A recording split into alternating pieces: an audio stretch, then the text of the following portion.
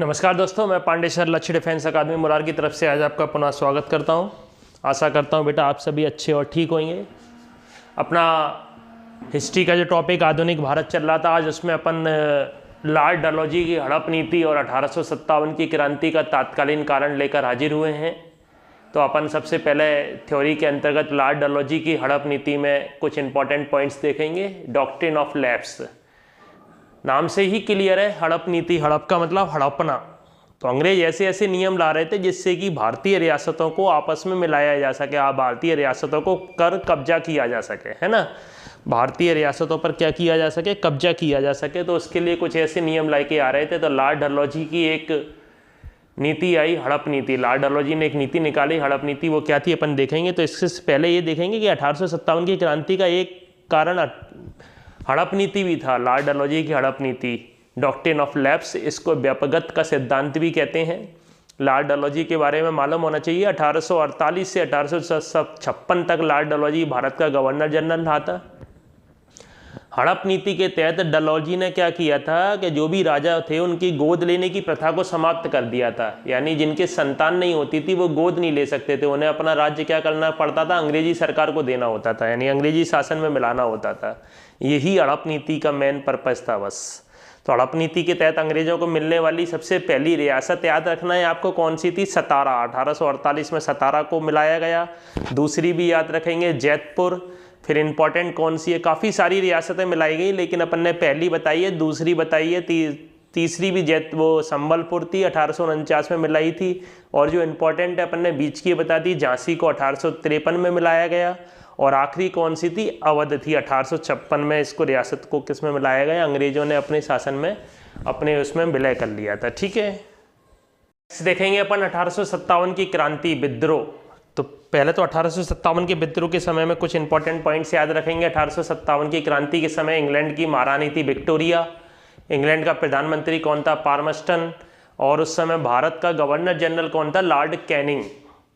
तो 1857 के विद्रोह की योजना कहाँ बनाई गई थी? 1857 के विद्रोह की योजना भारत के बिठूर कहाँ है? कानपुर में तैयार की गई, जिसमें प्रमुख कौन थे? नाना साहब और अजीमुल्लाह खां थे।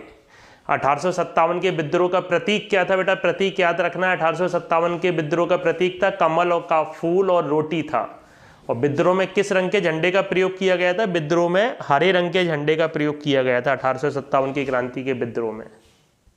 1857 की क्रांति का तात्कालीन कारण पुरानी बंदूक की जगह न्यू इनफील्ड राइफल सैनिकों को दी गई थी। पुरानी बंदूक जी थी, उसकी जगह न्यू इनफील्ड राइफल सैनिकों को दी गई, जिसमें गाय और सूअर की चर्बी वाला कारतूस लगाना होता था। और उसे किससे खींचना पड़ता था? दांत से खींचना पड़ता था। यही 1857 की क्रांति के बेटा महत्वपूर्ण कारण, यानी तात्कालीन कारण था। तात्कालीन कारण यही था, चर्बी वाला कारतूस। तो इसके विरोध में क्या हुआ? 28 मार्च 1857 को बैरकपुर छावनी के 34वें रेजिमेंट का एक सिपाही था मंगल पांडे ने चर्बी वाले कारतूस के विरोध में एडजुटेंट लेफ्टिनेंट की गोली मारकर हत्या कर दी और सर्जेंट ह्यूरसन को गोली मारकर घायल कर दिया। ठीक है, मंगल पांडे को 8 अप्रैल 1857 को फांसी दे दी गई। और भारत में 1857 की क्रांति का विरोध में एक विद्रोह में ये बदल गया था। ये 1857 की क्रांति का एक कारण अपना चर्बी वाला कारतूस था। तो यही विरोध, जो मंगल पांडे को फांसी दी गई, वो विद्रोह में बदल गया था। ठीक है, 1857 के विद्रोह का प्रारंभ कहाँ से हुआ था बेटा? 24 अप्रैल 1857 को मेरठ छावनी में कुछ भारतीय सैनिकों ने कारतूस लेने से इनकार कर दिया। मई से 1857 की क्रांति का विद्रोह का प्रारंभ माना जाता है मेरठ से, ध्यान रखेंगे। तो मेरठ के सभी विद्रोही सैनिक दिल्ली पहुंचे और दिल्ली में अंग्रेजी सेना को पराजित कर बहादुर शाह जफर को अपना सम्राट घोषित कर दिया। लेकिन फिर क्या हुआ? उसके बाद 20 सितंबर 1857 को ह्यूरसन के नए विद्रोहियों को पराजित कर दिल्ली पर पुनः अधिकार कर लिया अंग्रेजों ने और बहादुर शाह जफर को पकड़कर रंगून भेज दिया गया। यहीं पर 1862 में इनकी मृत्यु हो गई।